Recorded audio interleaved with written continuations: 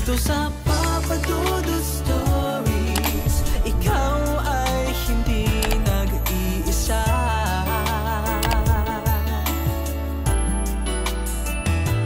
Dito sa Papa Dudut Stories, may nagmamahal sa'yo. Papa Dudut Stories.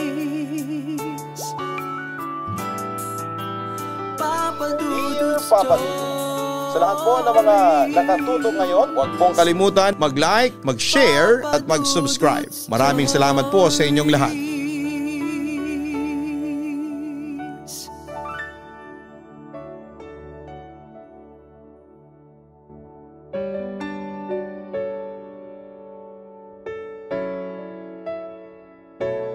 May limitasyon ng buhay natin.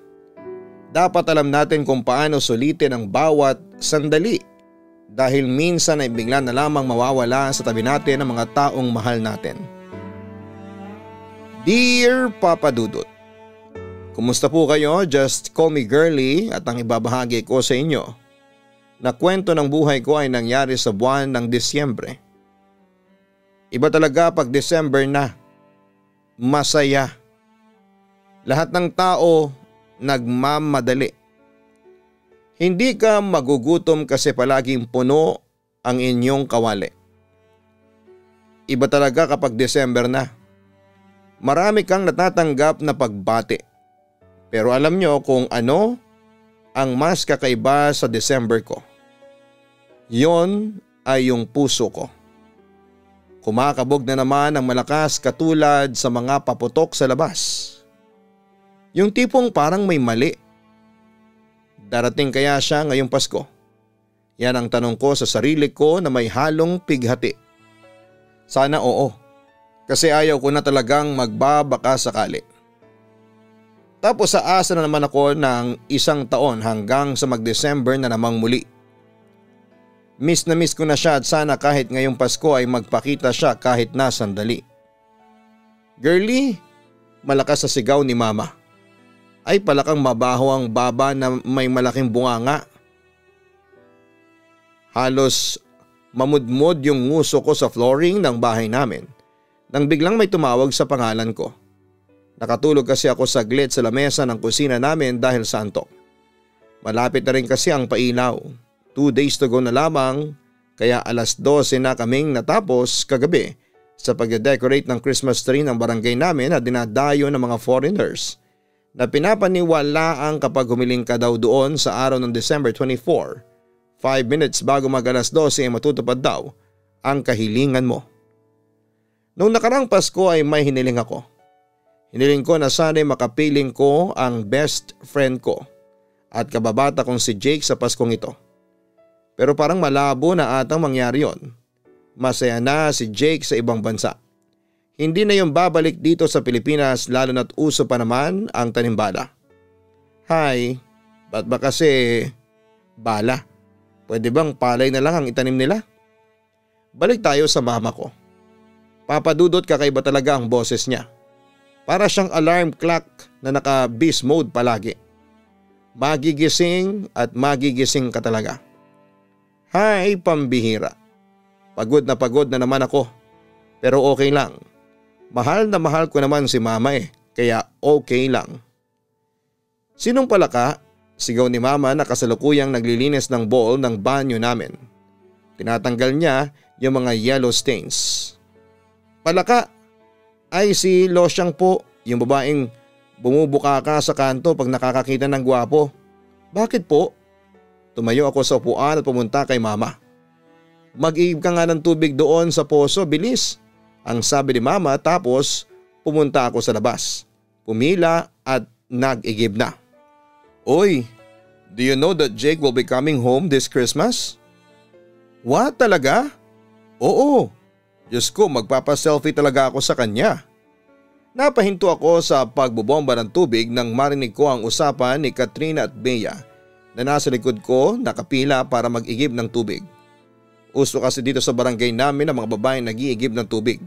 Nakakadagdag daw yon sa ganda. Talaga darating si Jake? Hindi ko napigilan ang sarili ko at napasabat ako sa usapan ni Katrina at Bea. Psst. At ano naman paki mo kung babalik siya, Aber? Mataray na sabi ni Katrina sabay cross arms. Yeah right, bilisan mo ang pag-iigib, nainip na kami. Konsensya, bilis, ang sabi naman ni Bea. Oo na, sigaw ko sa kanila at binangga ko ang mga boobs nila. Napangimi naman sila sa sobrang sakit. Konsensya, yan ang totoong pangalan ko. Yung girly, palayaw ko lang po talaga yon. Dalawang pangalan niya na nanggaling sa dalawa kong lola na dakilang adik sa paglalaro ng Clash of Clans. Konsi para sa konsepsyon at Sensya para sa Lorsensya. Ang pangit ng pangalan ko, no? Pero sa totoo lang ay yan ang naging dahilan para maging close kami ni Jake. Tandang-tanda ko pa noong bata pa lamang kami ni Jake. Iba yung mga kalaro ko. Si Katrina pa at Bea ang mga katropa ko noong araw na yon.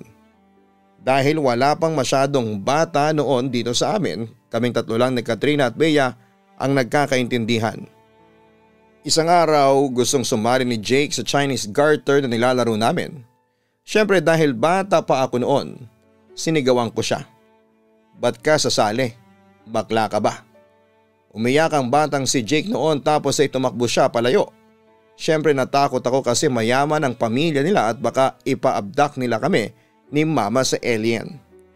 Akala ko ay magsusumbong si Jake sa mama niya pero hindi naman pala. Naging kasambahay yung mama ko sa bahay nila kaya out of no choice. Kailangan kong sumama kay mama papunta sa bahay nila Jake. Uso kasi ang kidnapping noon. Araw-araw ko rin nakikita si Jake noon.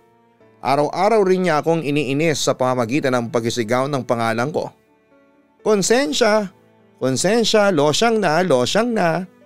Dumating yung araw na napuno ako sa kanya kaya kahit babae ako ay nasuntok ko siya sa mata niya.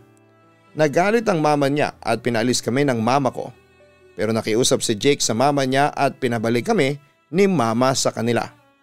Since palaging wala ang mama at papa ni Jake, ako yung naging kalaro niya, Papa Dudut. Minsan naglalaro kami ng Chinese garter at pinapahiram ko din ang manika ko sa kanya habang pinapahiram naman niya sa akin ang baril-barilan niya. Minsan nga ay nabaril ko siya sa mata.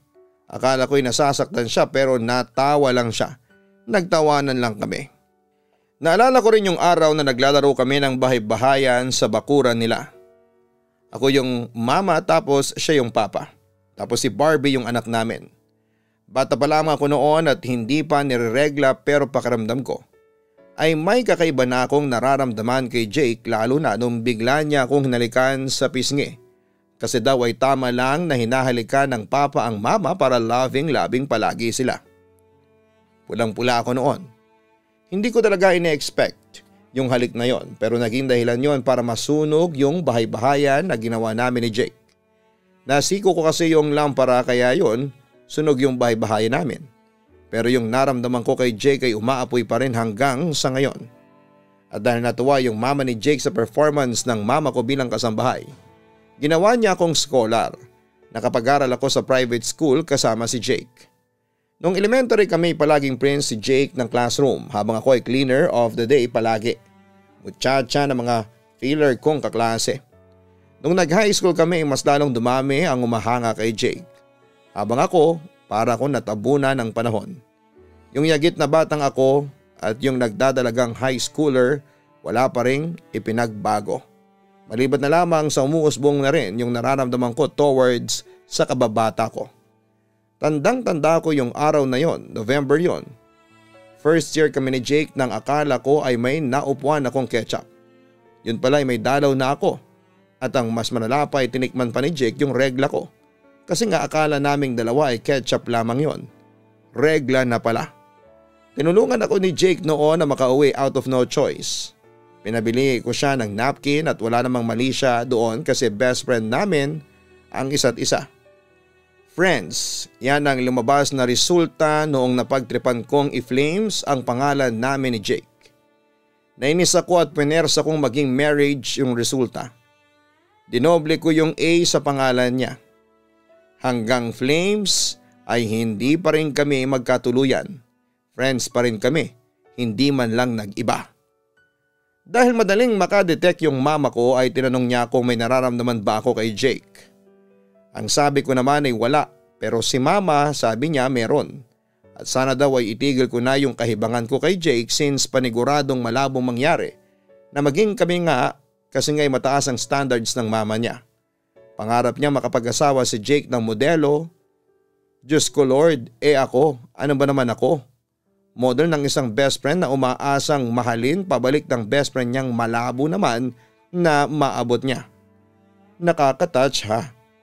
Papadudot alam kong cliche yung kwento ko pero may kakaibang nangyari sa amin ni Jake 2 years ago. December 24, 5 minutes before Christmas matapos akong humiling sa Christmas tree ng barangay namin.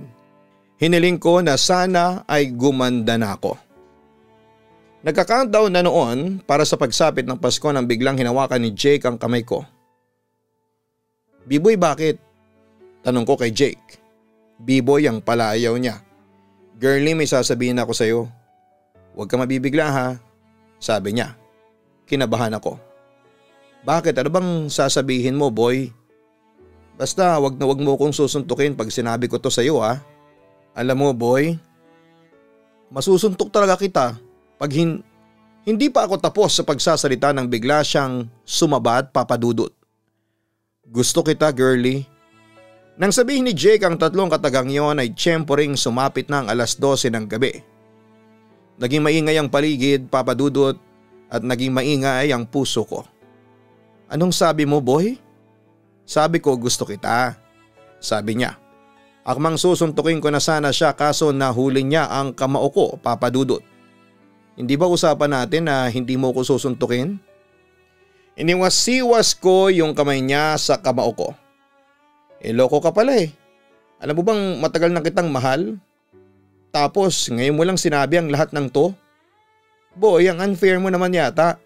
Hindi mo ba alam kung gaano ako nagpigil na hindi maging obvious na gusto kita? Nakakainis ka boy. Sinuntok-suntok ko yung chest niya kasi wala naman akong napala. Nagmukha lang akong tanga, papadudot. Ibig sabihin, oo mahal kita. Hinihingal at halos umiyak kong sigaw sa kanya. Ang akala ko ay magsasalita pa siya kasi bigla niya akong niyakap at bigla siyang natawa ng mainhin. Kaya pala sinuntok mo ko nung hinalikan kita nung bata pa tayo.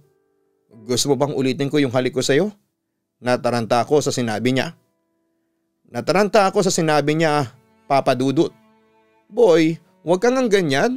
Baka makita tayo ni… Siguro yun na ang pinakamasayang Pasko ko sa lahat ng Paskong naranasan ko. Imagine, may gusto rin pala sa akin yung lokong yon. Ang saya. Ang saya-saya na sana kaso'y pagkatapos ng December 25 ay nagbago ang lahat. Biglang nawala si Jake.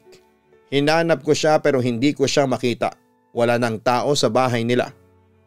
Girlie, bigla akong nabalik sa ulirat ko nang bigla akong sinigawa ni mama. Nadatnan ko ang sarili ko na umiiyak habang hawak-hawak yung mga balding wala na palang laman. Girlie, ano ba nangyayari sa'yo? Sabi ko mag-igib ka ng tubig, hindi mag-igib ng hangin. Sorry po ma, mag-igib na lang po ulit ako. Mangiyak-iyak na sabi ko kay mama at lumabas na ng bahay at nag-igib na lamang muli. Pagdating ng gabi, ginawa ko yung thesis ko. Gusto kong magsulat pero pigang-piga na ang utak ko ngayon. Maya-maya pa'y biglang sumigaw si mama mula sa baba. Girlie, magbihis ka. Sasalubungin natin ang pamilya ni Jake sa airport. Bigla ko nabitawan ng ballpen na hawak-hawak ko. Hindi ko alam kung ano ang gagawin ko kahit na alam kong wala naman talaga akong choice kundi ang sumama. Kasi kami lang naman ang tanging pamilya na kakilala ng pamilya ni Jake. Kung tatanggi ako kay mama, ano naman ang idadahilan ko? Na ayaw ko makita si Jake kasi naiinis ako sa kanya dahil iniwan niya ako nang wala man lang paalam. Baka masampal ako ni mama. So out of no choice ay nagbihis ako. Since gabi na ng December 23 at malamig na rin ang hangin, ay isinuot ko yung jacket na ipinahiram sa akin ni Jake noong first time kong reglahin noong high school ako. Baka sakaling maalala niya. Nang makarating kami ni mama sa airport, ako yung pinagawa niya ng banner. Doon sa banner ay sinulat ko ang apelyido ng pamilya ni Jake. Welcome back to the Philippines, Grenier family. Maya-maya pa ay nakita ko na yung mama at papa ni Jake. Siyempre kinabahan ako. 2 years rin yun, no? Claring, how are you? Lapad ngusong sabi ng mama ni Jake sa mama ko. Girlie iha, is that you? Sabi naman ng papa ni Jake. Opo tito, sagot ko at ginulon niya ang magulo kong buhok. Ang ganda-ganda mo na, ang sabi ni tito. So noon po hindi, sabi ko sa kanya at natawa na lamang siya. Si tito talaga. Jake, anak! Nawala yung ngiti ko sa mukha ko nang biglang sumigaw si mama. Anak, yan ang tawag ni mama sa alaga niyang si Jake since katulong si mama sa pamilya ni Jake noon. Mas tinuturing pa nga niyang anak si Jake kesa sa akin. Pero speaking of Jake, ba't ganito? Ba't naninigas ako? Ba't pakiramdam ko ay ayaw kong tumingin sa kanya? Maya-maya pa ay naramdaman kong nilagpasan lamang ako ni Jake. Amoy na amoy ko ang pabango niya. Malayong malayo sa pabangong ginagamit niya dati. Ang gwapo-gwapo mo na Jake, sabi ni mama at tinaas ko ang mukha ko at nakita ko ang nakatalikod na si Jake. Nakasuot siya ng pulang jacket na may hood at may white shirt sa loob kung saan ay nakalabas ang collar nito. Meron din siyang suot na malaking headset, Beats ang tatak. Napansin kong mas tumangkad din siya. Nung umalis siya halos magka-height lamang kami pero ngayon, ang tangkad na niya. Kahit nakatalikod siya ay nakaramdam ako ng hiya. Ang galing-galing ng pumorma ni Jake ngayon samantalang ako ganito pa rin. Walang pinagbago. Kagaya ng nararamdaman ko. Matapos magkumustahan si mama at Jake ay biglang nagsalita si tito. Jake, how about Girlie? Hindi mo ba siya kukumustahin? Napalunok ako ng laway nang unti-unting lumingon si Jake.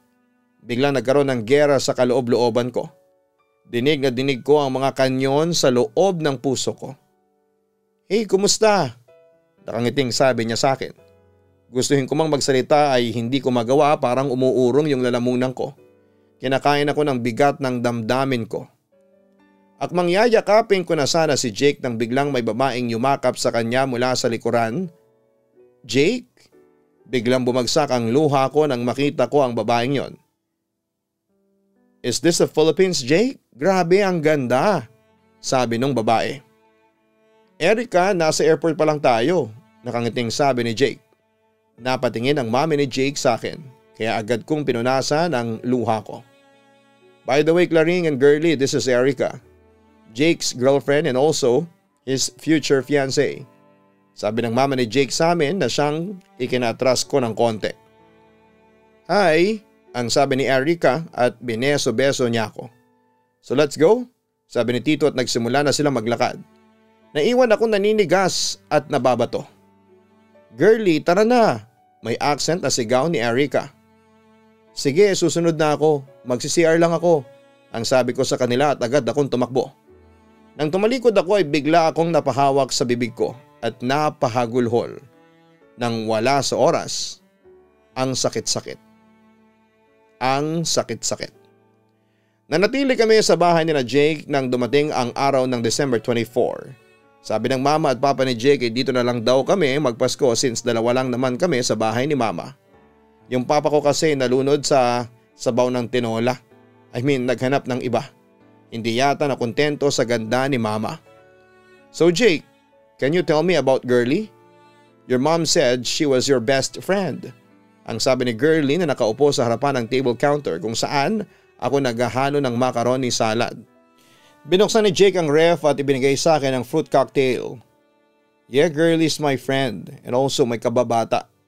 Sabi ni Jake at nagulat ako kasi inakbayan niya ako. Kebebata? Slangat parang natatayang sabi ni Erica. Inisip ko ngayon na siya yung cheese na tinatadtad ko. Childhood friend, sagot ni Jake. Oh, so you must have good memories way back then. Tanong ni Erica pero hindi siya sinagot ni Jake. Erica, come on, I'll show you something. Sabi ni Jake at lumabas na sila sa bahay at iniwan ako. Best friend? Kababata? Buisit ka ba Jake? Girlfriend mo ako, girlfriend. Yun talaga papadudot ang gustong sabihin ng bibig ko ng mga oras na yon. Nang dumating ang gabi nagpunta kami sa simbahan at minalas nga naman talaga ako kasi nakatabi ko pa si Jake. Pinagitnaan namin siya ni Erica. Maya-maya pa ay dumating na yung part na magkakahawakan na ng kamay. Nilayo ko ang kamay ko para hindi niya maabot pero nagulat ako nang bigla niya itong hinawakan. Jake, ano ba talaga? Tumatakbo sa isip ko. Natapos na yung misa. Nagsilabasan na ang mga tao at nagpunta na sa may ground for the lighting of Christmas trees kaya lumabas na rin kaming tatlo. Jake, excuse me, sasagutin ko muna yung call ni ma'am. Ang sabi ni Erica at sumang-ayon naman si Jake. Sa dami ng tao hindi namin nakita yung mama at papa ni Jake pati na rin yung mama ko. Kami na lang dalawa ang natitira dito. Ang awkward lang kasi ito yung mismong araw at lugar kung saan siya nag-confess sa akin 2 years ago. Jake? Sabi ko sa kanya. Sagot niya habang nakatingin sa mga Christmas tree na wala pang ilaw. B-boy, ayoko na magpaligoy-ligoy pa pero itatanong ko na to sa'yo, sabi ko sa kanya. Girlie, huwag kang umiyak, wag. Go ahead, sabi niya. Pumikit ako saka nagsalita. Boy, meron pa bang tayo? Lakas loob kong tanong sa kanya habang nginig yung mga labi ko. Huminga siya ng malalim at tinignan ako sa mga mata. I'm sorry girlie but there are just some things that are bound to change. One day, I woke up realizing that I don't love you anymore. Those things that I have told you before was just part of my immaturity. Immaturity? Medyo napataas ang boses ko sa sinabi niya. Kung immaturity lang yung pag-confess mo sa akin, bakit mo pa ginawa? Alam mo bang ang sakit-sakit nung nalaman kong lumipad na kayo ng pamilya mo papunta ng ibang bansa? Ni Honey ho, wala ko natanggap sa iyo all this time. Inisip ko na tayo pa. Pero boy, ang sakit lang eh. Ang sakit-sakit ng ginawa mo. Sana sinabi mong wala na tayo bago ka umalis. Nang hindi ako nagmukhang tanga kakaasa sa iyo for 2 years. Hindi ko na malaya na dinuduro-duro ko na pala siya habang umiiyak noon. Hindi ko na napigilan kasi ang sarili ko. Ang sakit-sakit na. Ang sakit-sakit na. Then maybe you're still immature, I guess. Sabi niya na pakiramdam ko ay naging insulto sa akin. Immature na akong immature pero boy. Tinignan ko siya sa mga mata niya. Minahal kita ng totoo at hanggang ngayon, huminto ako. Hanggang ngayon boy, mahal pa rin kita. Sabi ko sa kanya at makalipas ang ilang sandali, ay umilaw na ang mga Christmas trees. Nagsigawa ng mga tao at nag-umpisa na ang pagputok ng mga iba't ibang firecrackers. Umiyak ako ng pagkalakas-lakas at walang nakakarinig sa akin. Tumakbo ako. Nabangga ko pa nga si Erica. Girlie, what happened? Tanong niya at tumakbo na lamang ulit ako. Umiyak ako ng umiyak sa kakahuyan, Papa Dudut.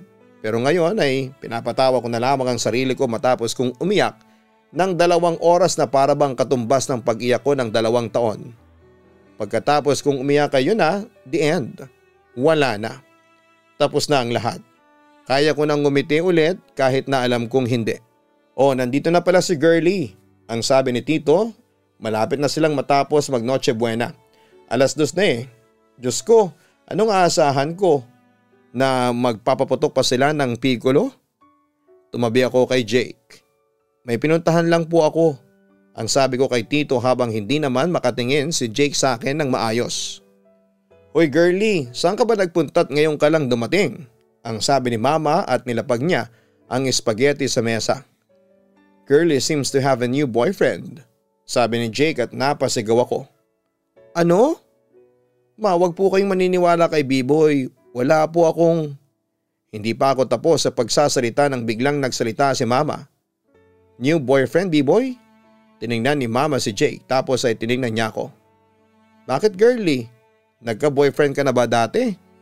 Tanong ni Mama tapos ay nagtawanan silang tatlo ni Tito at ng Mama ni Jake. Natatawa sila kasi akala nila ay hindi ako magkaka-boyfriend kailanman. Ang hindi nila alam ay nagka-boyfriend ako kaso ay iniwan nga lang ako, hindi ba? Excuses. Padabog na tumayo si Erica at agad naman siyang sinundan ni Jake. O anong nangyari dun? Tanong ng mama ni Jake. LQ, sagot naman ng papa ni Jake. Naiwan akong awkward sa sarili ko. Alam kaya ni Erica na naging kami ni Jake dati. Kinabukasan, Papa Dudut, ay bumalik na kami ni mama sa bahay. Ako yung naghugas ng mga pinggan kaya nauna na si mama. Lalabas na sana ako nang biglang napahinto nang may nakita akong dugo sa sahig. Kinabahan ako kaya sinundan ko yung mga bakas ng dugo hanggang sa makarating ako sa may banyo. Bigla ako nabitawan yung hamon na ibinigay ng mama at papa ni Jake sa akin nang makita ko si Jake na sumusuka ng dugo. Hindi ko alam kung ano ang gagawin ko pero makalipas ang ilang sandali ay bigla ang tumakbo si Erica papunta kay Jake at nagsusumigaw. Pumanaog ang mama at papa ni Jake. Umiiyak yung mama niya habang si Tito naman ay pilit na pinapakalma si Jake.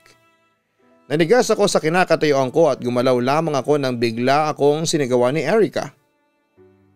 Ano pang tinatayo-tayo mo dyan? Call an ambulance now. Natataranta kong dinaya lang number ng ambulansya. Hindi ko alam pero natataranta na ako at naiiyak at the same time. Maya-maya pa'y dumating na ang ambulansya at sinakay ang namumutlang si Jake sa isang stretcher. Umiiyak pa rin ang mama niya. Bago sila umalis ay umiiyak akong sinagawa ni Erica. This is your fault, girlie. This is all your fault. Erica, ano nangyayari kay Jake? Umiiyak na tanong ko sa kanya. Pero hindi niya ako sinasagot. Hindi ako mapakali kaya sinundan ko sila. Sumakay ako ng taxi kahit kulang-kulang yung dala kong pera. Pagdating ko sa ospital, agad na pinuntahan ng room na sinasabi sa akin ng nurse na nasa entrance. Bago ko makapasok ay narinig kong umiyak na nagsalita yung mama ni Jake. Jake, ba't ka ba ganyan? Ba't bantigas ng ulo mo? Ba't hindi ka nakikinig sa amin?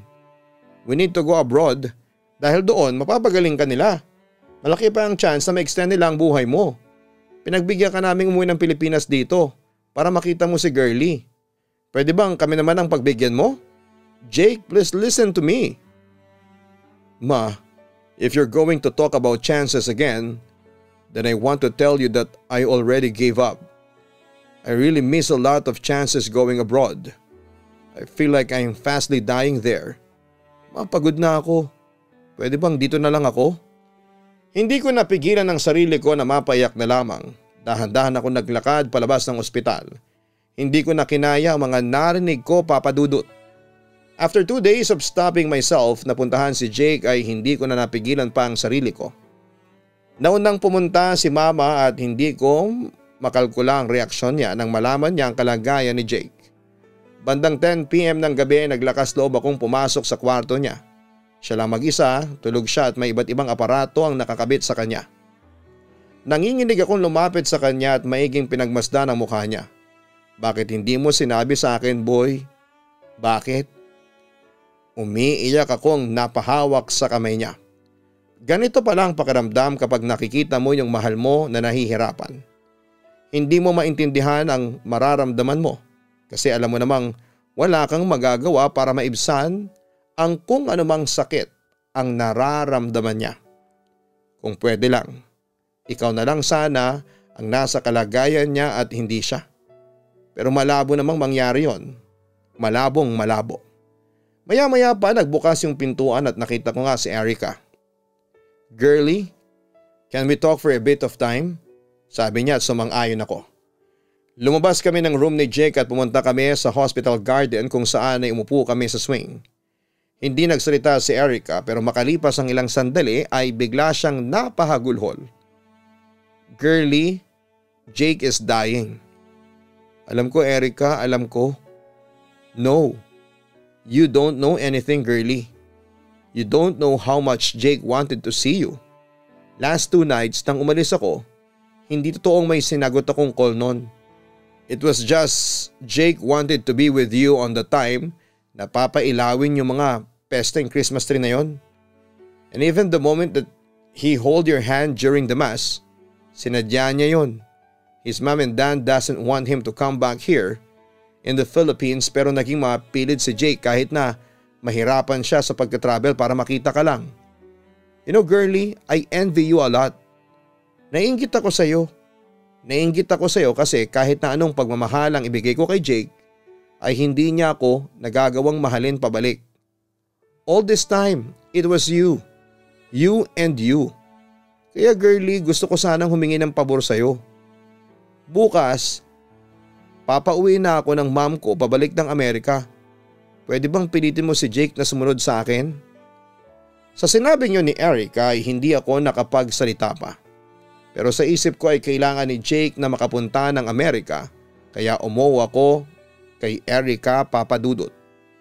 Kinabukasan umalis na si Erica. Pag-alis niya ay may masama namang inanunsyo ang doktor. Hindi na raw pwedeng magbiyahe pa si Jake. Malalagay lang daw siya sa peligro kapag nangyaring ibabiyahe siya ng malayo. At first, galit na galit ang mama ni Jake sa akin. Pero kinalaunan, naging magaan din. Ang loob niya sa akin nang makita niya yung sincerity ko kay Jake. Araw-araw kong binibisita si Jake at araw-araw ko ring nakikita kung paano dahan-dahang ma-deteriorate ang katawan niya. Unti-unting nawala ang laman niya at nalalagas din ang buhok.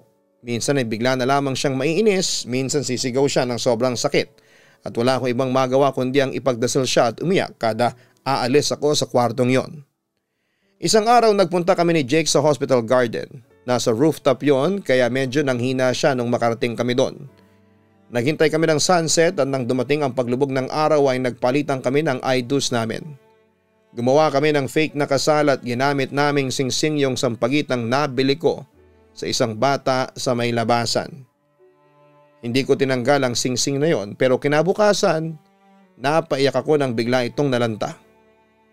Girlie, tayo na ba ulit? Tanong niya. Mapait ko siyang initian. Oo boy, pero ipangako mo muna sa akin na magpapagaling ka. Sabi ko sa kanya at initian niya lamang ako. Girlie, pagod ka na ba? Hindi naman boy, bakit mo na itanong? Girlie, inaantok na ako. Sabi niya, hindi niya sinagot ang tanong ko. Sige boy, matulog ka lang. Babantayan kita. Ang sabi ko sa kanya at dahan-dahan niyang ipinikit ang mga mata niya. Inalikan ko siya sa noon niya at umiyak akong lumabas at napasandal na lamang sa pader. Durog na durog ang puso ko. Durog na ang puso ko kakaisip sa baka yun ang huling pagkakataon na makausap ko siya. At ayaw kong mangyari yon. Dumating na naman ang panibagong December 24 at hiniling ni Jake na pumunta kami sa simbahan at pagkatapos ay a-attend kami ng lighting of the Christmas tree. Tapos sabi niya ay gusto rin daw niyang manood ng fireworks display mula sa mataas na lugar. Hindi sumang-ayon yung doktor pero umiyak na sumang-ayon yung mama ni Jake. Pagdating ng gabi ay sabay kaming lahat na pumunta sa misa at natawa ako noong part na maghahawakan ng kamay kasi hindi niya talaga binitawan yung sa akin. Maya-maya pa ay umattend kami ng lighting of the Christmas tree at pagkatapos noon ay agad kaming pumunta sa may city view at tumupo sa may Bermuda. Ang city view ay isang lugar dito sa amin kung saan ay makikita ang buong ganda ng syudad kapag gabi. 5 minuto na lamang ang bibilangin at magpapasko na. Girlie? Boy? Nahihirapan ka na ba? Boy naman. Girlie? Kung may ihiling ka ano yon? Na sana gumaling ka na boy. Ikaw kung may hihilingin ka boy ano yon? Wala na. Sapat na nandito ka sa tabi ko. Solve na ang Pasko ko. Sabi niya at napaiyak na lamang ako. Halos wala na siyang boses nang sabihin niya yon. Boy, sandal ka lang sa balikat ko ha. Malumanay na sabi ko sa kanya, ngunit umiiyak na. Maya-maya pa'y inalalayan ko siyang ilapat yung ulo niya sa balikat ko. Boy, huwag mo munang ipikit ang mga mata mo ha. Sabi ko sa kanya at makalipas ang ilang sandali ay nagputukan na ang mga walang kasing gandang firecrackers sa ibabaw ng napakagandang syudad. Pinagmasdan namin yun ni Jake sa loob ng 2 minuto. Yung fireworks display na yon ay gawa yon ng papa ni Jake. Yun yung natitirang pondo ng pamilya nila at kahit pinagbabawal na ang fireworks display dito sa amin ay humingi pa rin ang pahintulot ang papa ni Jake sa mga otoridad. Matupad lamang ang huling kahilingan niya. Ang makakita ng fireworks display kasama ako at ang pamilya niya. Boy, tandaan mong mahal na mahal kita. Sabi ko sa kanya at pagod na pagod niya akong nginitian. Hiniling kong huwag na lamang matapos ang fireworks display na yon. Pero sa 15 huling pagputok ay may sinabi ako kay Jake. Boy, di ba sabi mo pagod ka na pero pinipilit ka pa rin naming lumaban? Pero boy, alam na alam naming hindi mo na kaya kaya sige boy. Pwede mo nang ipikit ang mga mata mo. Ngumiti si Jake sa pinakahuling pagkakataon at pagkatapos noon ay ipinikit niya ang mga mata niya. Hindi ko na napigilan ang sarili ko at napasigaw ako sa sobrang lungkot. Habang yakap-yakap ko si Jake, siguro ito ng buhay ko. Yun ang pinakamalakas kong pag-iyak. Yun na. Halos 7 taon na pala ang nakalipas simula nang pumanaw si Jake sa balikat ko. At nandito ko ngayon sa mismong City View kung saan ko siya huling nakapiling habang ginagawa ko itong sulat ko. 7 taon na pero masakit pa rin. Sobra at sana dumating ang araw na kahit papaano ay mabawasan ang sakit na nararamdaman ko dito sa dibdib ko. Yours truly, Girly. Maraming salamat Girly sa pagsulat mo dito sa aking YouTube channel. Salamat kasi kahit alam ko na hindi madaling balikan ang parteng ito ng buhay mo ay ginawa mo para makapagbahagi ka ng kwento sa ating mga kaistorya sa YouTube. Marami kang aral na naiwan sa gabing ito. Kasama na doon ang aral na sulitin ang bawat sandali na pwede pa nating makasama ang mga mahal natin sa buhay. Huwag kalimutan na mag-like, mag-share at mag-subscribe. Hanapin po ang Kaistorya YouTube channel para po sa mga nakakatakot na mga horror stories. Pagkatapos po ng segment natin na ito, lipat po kayo kaagad sa Kaistorya YouTube channel. Ganon din po ang Papa Dudut Family YouTube channel na kung saan ay may bago po tayong upload na episode. Maraming salamat po sa inyong lahat.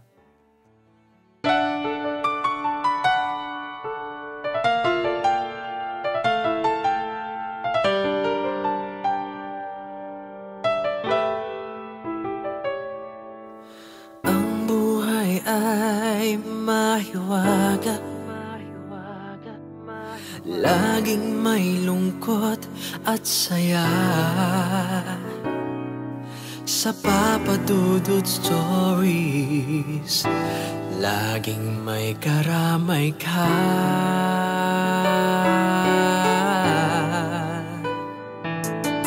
Mga problemang kay bigat, dito ay pakikinggan ka.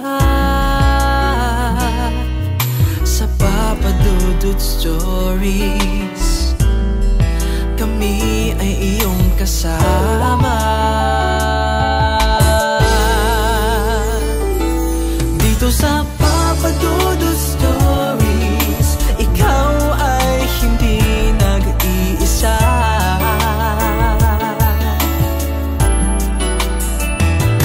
Dito sa Papa Dudut Stories, may nagmamahal sa'yo. Papa Dudut Stories, Papa Dudut Stories,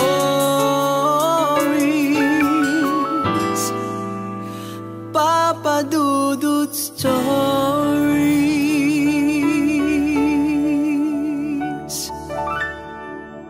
Hello mga ka-online, ako po ang inyong si Papa Dudut. Huwag kalimutan na mag-like, mag-share at mag-subscribe. Pindutin ang notification bell para mas maraming video ang mapanood ninyo. Maraming salamat po sa inyong walang sawang pagtitiwala.